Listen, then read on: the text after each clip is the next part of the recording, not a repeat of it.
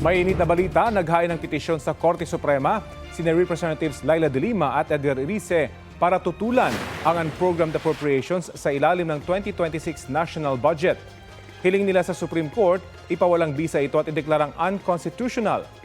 Dapat din daw ideklarang null and void ang mga batas, kautusan o transaksyon na isa sa ilalim sa unprogrammed appropriations. Ayon kina de Lima at Erice, may grave abuse of discretion na nangyari sa pagpasok ng unprogrammed funds na hindi tukoy kung ano ang pagkakagastusan at ibinibigay sa executive branch ang discretion kung paano ito gamitin.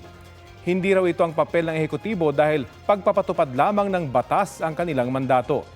Respondent sa petisyon ng Senado, Kamara, pati sina Executive Secretary Ralph Recto at Department of Budget and Management Acting Secretary Rolando Toledo.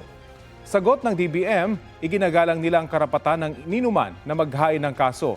Pero dati na raw nakapagpasya ang Korte Suprema na legal ang paglalagay ng unprogrammed funds sa national budget. Idiniin din nilang malaki ang ibinawa sa pondo nito ngayong taon kumpara noong 2025.